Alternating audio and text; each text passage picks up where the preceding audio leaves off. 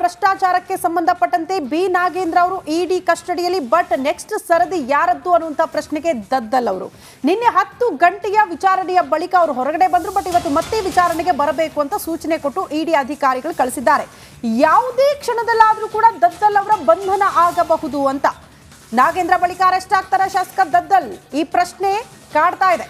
ನಾಗೇಂದ್ರ ಬಳಿಕ ಶಾಸಕ ಬಸವನಗೌಡ ದದ್ದಲ್ ಅವರ ಸರದಿ ಇಂದು ಸಹ ಇಡಿಯಿಂದ ಶಾಸಕ ದದ್ದಲ್ ಅವರ ವಿಚಾರಣೆ ಆಗುತ್ತೆ, ಬರಬೇಕು ಅಂತ ಹೇಳಿ ಕಳಿಸಿದ್ದಾರೆ.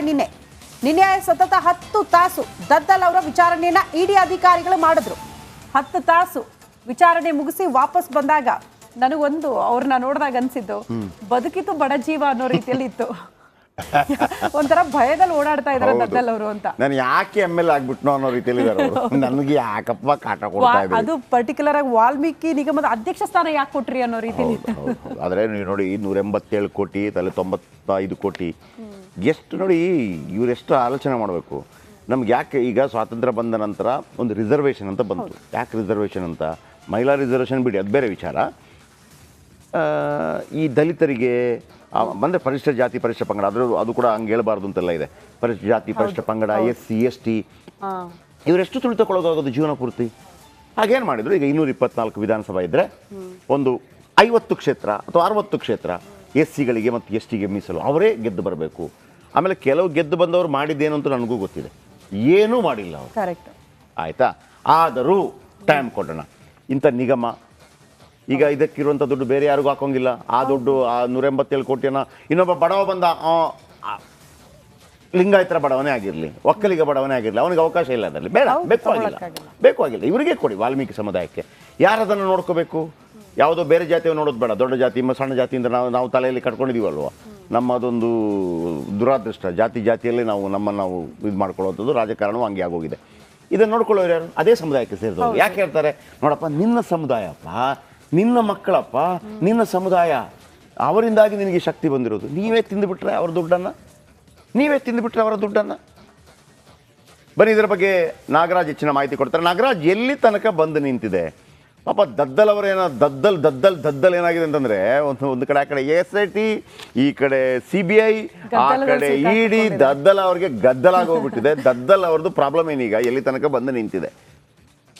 ಜಯಪ್ರಕಾಶ್, ಬಹುತೇಕ ಈ ಒಂದು ಪ್ರಕರಣದಲ್ಲಿ ದದ್ದಲ್ ಅರೆಸ್ಟ್ ಆಗೋ ಸಾಧ್ಯತೆಗಳು ಜಾಸ್ತಿ ಆಗ್ತಾ ಇರ್ತಕ್ಕಂಥದ್ದು. ಯಾಕಂತಂದ್ರೆ ಅವ್ರದ್ದು ಏನು ಪಾತ್ರ ಇಲ್ಲ ಅಂದಿದ್ರೆ ನಿನ್ನೆ 10 ಗಂಟೆಗಳ ಕಾಲ ನಡೆದಂಥ ವಿಚಾರಣೆ ಸಂದರ್ಭದಲ್ಲಿ ನಿಮ್ಮ ವಿಚಾರಣೆ ಮುಕ್ತಾಯ ಆಗಿದೆ, ನಮಗೆ ಅವಶ್ಯಕತೆ ಇದ್ದಾಗ ಕರಿತೀವಿ ಅಂತೇಳಿ ಅವರನ್ನು ಕಳಿಸುವ ಸಾಧ್ಯತೆ ಇತ್ತು. ಆದರೆ ಅವರನ್ನು ಇವತ್ತು ಕರೆದಿರೋದನ್ನು ನೋಡ್ತಾ ಇದ್ರೆ ಇಡಿ ಬಂಧನ ಮಾಡುವ ಸಾಧ್ಯತೆ ದಟ್ಟವಾಗಿರ್ತಕ್ಕಂಥದ್ದು. ಇದಕ್ಕೆ ಪ್ರಮುಖ ಕಾರಣ ಅಂತಂದರೆ ಅವರ PAಗೆ ಈಗಾಗಲೇ SIT ತನಿಖೆಯಲ್ಲಿ ರಿವೀಲ್ ಆಗಿತ್ತು. 55 ಲಕ್ಷ ಹಣವನ್ನು ಅವರ PA ಏನು ಸತ್ಯನಾರಾಯಣ ವರ್ಮ ಕಡೆಯಿಂದ ಪಡೆದುಕೊಂಡಿದ್ದಾರೆ ಅನ್ನೋದು ಒಂದು ಅಂಶ ರಿವೀಲ್ ಆಗಿತ್ತು. ಜೊತೆಗೆ ಇಡಿ ಒಂದು ಮಾಧ್ಯಮ ಹೇಳಿಕೆಯನ್ನು ಬಿಡುಗಡೆ ಮಾಡಿ ಅದರಲ್ಲಿ ದದ್ದಲ್ ಅವರ ಮನೆಯಲ್ಲಿ ಈ ಒಂದು ಅವ್ಯವಹಾರಕ್ಕೆ ಸಂಬಂಧಿಸಿದಂತೆ ಸಾಕಷ್ಟು ದಾಖಲೆಗಳು ಸಿಕ್ಕಿದಾವೆ ಅನ್ನೋ ಒಂದು ಮಾಹಿತಿಯನ್ನು ಇಡಿ ಅಧಿಕಾರಿಗಳು ಪತ್ರಿಕಾ ಹೇಳಿಕೆ ಮುಖಾಂತರ ಬಿಡುಗಡೆ ಮಾಡಿದ್ದು. ಹೀಗಾಗಿ ಈ ಅಂಶಗಳನ್ನು ನೋಡ್ತಾ ಇದ್ರೆ ದದ್ದಲ್ ಅಲ್ಲದೆ ನಿಗಮದ ಅಧ್ಯಕ್ಷರಾಗಿ ಅಲ್ಲಿ ಆಗುವಂಥ ಈ ಪ್ರತಿಯೊಂದು ಕಾರ್ಯಕ್ಕೂ ಅವರ ಒಂದು ಅನುಮತಿ ಅಥವಾ ಅವರು ಹೊಣೆಗಾರಿಕೆಯನ್ನು ಪಡೆದುಕೊಳ್ಬೇಕಾಗುತ್ತೆ. ಈ ನಿಟ್ಟಿನಲ್ಲಿ ಇವತ್ತು ಇಡಿ ಅಧಿಕಾರಿಗಳು ದದ್ದಲ್ ಅವರನ್ನು ವಿಚಾರಣೆಗೆ ಕರೆಸಿದ್ದಾರೆ ಅಂತಂದ್ರೆ ನಿಜಕ್ಕೂ ಇವತ್ತು ಸಂಜೆ ವೇಳೆಗೆ ದದ್ದಲ್ ಬಂಧನ ಆಗೋ ಸಾಧ್ಯತೆ ದಟ್ಟವಾಗಿದೆ ಅಂತೇಳಿ ಜಯಪ್ರಕಾಶ್. ಥ್ಯಾಂಕ್ ಯು ನಿಮ್ಮೆಲ್ಲ ಮಾಹಿತಿಗಾಗಿ. ಈಗ ಒಂದು ಬ್ರೇಕ್ ಇರುತ್ತೆ. ವಾರದಲ್ಲಿ ನೋಡಿ, ಮೊನ್ನೆ 56 ಕಡೆ, ಇವತ್ತು 54 ಕಡೆ ಏಕಕಾಲದಲ್ಲಿ ಲೋಕಾಯುಕ್ತ ಅಧಿಕಾರಿಗಳ ದಾಳಿಯಾಗಿದೆ. ಪ್ರಮುಖವಾಗಿ ಲೋಕಾಯುಕ್ತ ಅಧಿಕಾರಿಗಳು ಎಂಟ್ರಿ ಆಗಿದ್ದಾರೆ ಅಂದ್ರೆ ಭ್ರಷ್ಟ ಅಧಿಕಾರಿಗಳು ಅಂತ ಯಾಕೆ ಹೇಳ್ತೀವಿ ಅಂದ್ರೆ, ಆದಾಯ ಮೀರಿ ಆಸ್ತಿಗಳಿಗೆ ಅಥವಾ ಲಂಚ ಬಾಕರಿರ್ತಾರೆ ಅಂಥವರನ್ನ ಟಾರ್ಗೆಟ್ ಮಾಡಿ ಸಾರ್ವಜನಿಕರಿಂದ ದೂರು ಬಂದ ಬಳಿಕ ಅದೆಲ್ಲವನ್ನ ಮಾಹಿತಿ ಕಲೆ ಹಾಕಿದ ಬಳಿಕ ಈ ರೀತಿ ದಾಳಿ ಆಗಿರುತ್ತೆ. ಶಿವಮೊಗ್ಗ, ಯಾದಗಿರಿ, ಬೆಂಗಳೂರು ಗ್ರಾಮಾಂತರ, ತುಮಕೂರು ಸೇರಿದಂತೆ ಹಲವೆಡೆ ದಾಳಿಯಾಗಿದೆ. ದೃಶ್ಯ ನಾವು ಗಮನಿಸ್ತಾ ಇದ್ದೀವಿ. ಎಲ್ಲ ದೊಡ್ಡ ಅಧಿಕಾರಿಗಳ ನಿವಾಸದ ಮೇಲೆ ಇವತ್ತು ದಾಳಿಯಾಗಿರೋದು. ಬೆಳ್ಳಂಬೆಳಿಗ್ಗೆ ಎದ್ದ ತಕ್ಷಣ ಲೋಕಾಯುಕ್ತ ಅಧಿಕಾರಿಗಳು ಹಾಜರಾಗಿದ್ರು. 54 ಕಡೆ ಭರ್ಜರಿ ದಾಳಿ.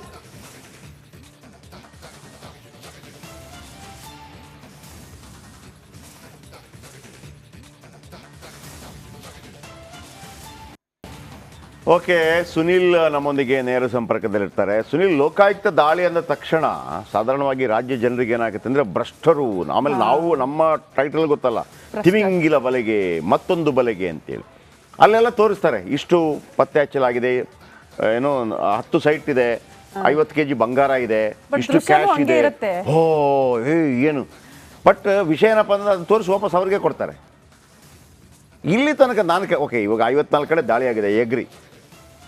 ಇಲ್ಲಿ ತನಕ ದೊಡ್ಡ ಮಟ್ಟದಲ್ಲಿ ಸರ್ಕಾರದ ವಶಕ್ಕೆ ಬಂತು ಅನ್ನುವಂಥ ರೆಕಾರ್ಡ್ ಯಾವುದಾದ್ರೂ ಆಗಿದೆಯಾ? ನನಗೆ ಇದ್ರ ಬಗ್ಗೆ ಹೇಳ್ಬಿಟ್ರಪ್ಪ ಸ್ವಲ್ಪ.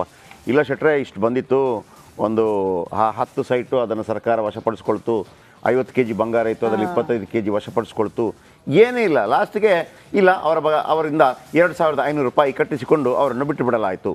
ಇದಕ್ಕೆಲ್ಲ ಬೇಕಾಗಿ ಲೋಕಾಯುಕ್ತ ದಾಳಿ ಮಾಡಬೇಕಾ ಅಂತ ಇದು ಅನೇಕರ ಪ್ರಶ್ನೆ. ತುಂಬ ಜನರಿಗೆ ಇದು ಗೊತ್ತಿಲ್ಲ, ಅದಕ್ಕೆ ಕೇಳ್ತಾ ಇದ್ದೀನಿ. ಪ್ಲೀಸ್ ಉತ್ತರ ಕೊಡಿ. ಎಸ್ ಜಯಪ್ರಕಾಶ್, ನಾನು ನೋಡ್ದಂಗೆ ಇಷ್ಟು ವರ್ಷಗಳಲ್ಲಿ ಲೋಕಾಯುಕ್ತ ದಾಳಿ ಹಲವಾರು ಕಡೆ ಆಗಿದೆ, ಹಲವಾರು ಜನ ಅಧಿಕಾರಿಗಳ ಮೇಲೆ ಆಗಿದೆ. ಆದರೆ ಈ ಟೈಮಲ್ಲಿ ಇಷ್ಟು ಮೊತ್ತದ ಆದಾಯವನ್ನು ಗಳಿಸಿದ್ದಾರೆ ಅನ್ನುವಂಥದ್ದು ಮಾಹಿತಿ ಕೂಡ ಇರುತ್ತೆ. ಅದರಲ್ಲಿ ನೀವು ಹೇಳ್ದಂಗೆ ಸೈಟುಗಳು, ಕ್ಯಾಶ್ಗಳು ಎಲ್ಲ ಸಿಕ್ಕಿರುತ್ತೆ. ಆದರೆ ಅಂತಿಮವಾಗಿ ಕನ್ವಿಕ್ಷನ್ ಆಗುವಂಥ ಕೇಸುಗಳ ಸಂಖ್ಯೆ ತುಂಬಾ ಕಡಿಮೆ ಅಂತಲೇ ಹೇಳ್ಬೋದು.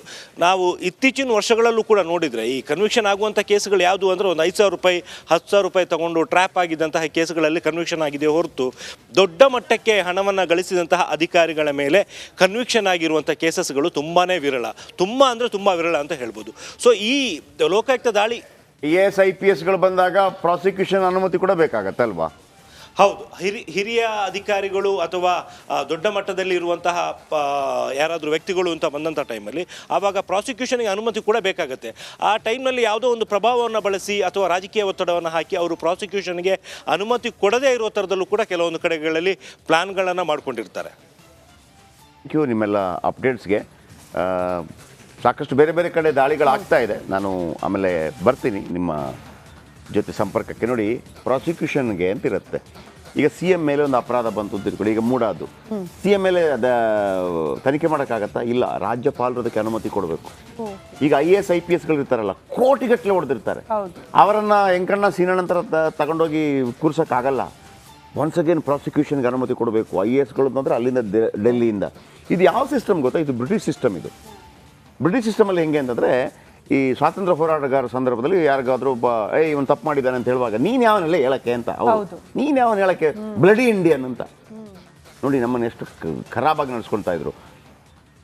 ಅದು ನಮ್ಮವರು ಅಧಿಕಾರಿಗಳು ಮತ್ತೊಬ್ಬರು ಅವರ ವಿರುದ್ಧ ಕ್ರಮ ಕೈಗೊಳ್ಳಬೇಕಾ ಬೇಡ ಅಂತ ನಾವು ಡಿಸಿಷನ್ ತಗೋತೀವಿ. ಅದನ್ನೇ ನಾವು ಮುಂದುವರ್ಸ್ಕೊಂಡು ಬಂದಿದ್ದೀವಿ. ಮೊನ್ನೆ ಕೆಲವು ಸೆಕ್ಷನ್ ಚೇಂಜ್ ಮಾಡಿದ್ರು, ಇದನ್ನು ಚೇಂಜ್ ಮಾಡಬೇಕು.